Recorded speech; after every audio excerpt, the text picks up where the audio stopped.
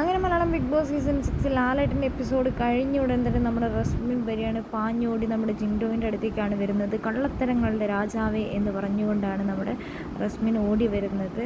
നീയാണ് കള്ളത്തരങ്ങളുടെ രാജാവ് എന്നൊക്കെ തിരിച്ച് ജിൻഡോ ചേട്ടൻ പറയുന്ന സമയത്ത് റസ്മിൻ നല്ല രീതിയിലുള്ള ഫയറായിട്ടാണ് വരുന്നത്. എന്നോട് സംസാരിക്കാൻ നിൽക്കണ്ട, നീ മാറിപ്പോയിക്കോ എന്നൊക്കെ ജിൻഡോ നന്നായി പറയുന്നുണ്ട്. കള്ളത്തരങ്ങളുടെ രാജാവ് ഞാനല്ല, നീയാണെന്നൊക്കെ പറയുന്നുണ്ട്. എന്താണെങ്കിലും റസ്മിൻ പറയുന്നുണ്ട്, നിങ്ങൾ തന്നെയാണ് കള്ളത്തരത്തിൻ്റെ രാജാവാണെന്ന് പറയുന്നത്. നീ എന്നോട് മിണ്ടാണ്ട് പോകുന്നതായിരിക്കും നിനക്ക് നല്ലതെന്ന് പറയുന്നുണ്ട്. അങ്ങനെ നമ്മുടെ റസ്മിൻ ദേഷ്യപ്പെട്ട് വരികയാണ്. നോറേൻ്റെ അടുത്തും അതേപോലെ തന്നെ ഋഷിനോടൊക്കെ പറയുന്നുണ്ട്. അപ്പോൾ ഋഷി പറയുന്നുണ്ട്, എന്താ പ്രശ്നം, എന്താണ് പിന്നെയും എന്താണ് നിങ്ങൾ ലാലേട്ടൻ്റെ മുമ്പിൽ നിന്ന് അങ്ങനെ പറഞ്ഞത്, അതെന്തായാലും കള്ളത്തരം പറഞ്ഞതാണെന്ന് പറയുന്നുണ്ട്. അപ്പോൾ നമ്മുടെ റസ്മിൻ പറയുന്നുണ്ട്, എനിക്കത് ഇഷ്ടപ്പെട്ടതേ ഇല്ല കള്ളത്തരം പറഞ്ഞതെന്ന്. അപ്പോൾ നോറ അതിന് സപ്പോർട്ട് ചെയ്ത് സംസാരിക്കുന്നുണ്ട്.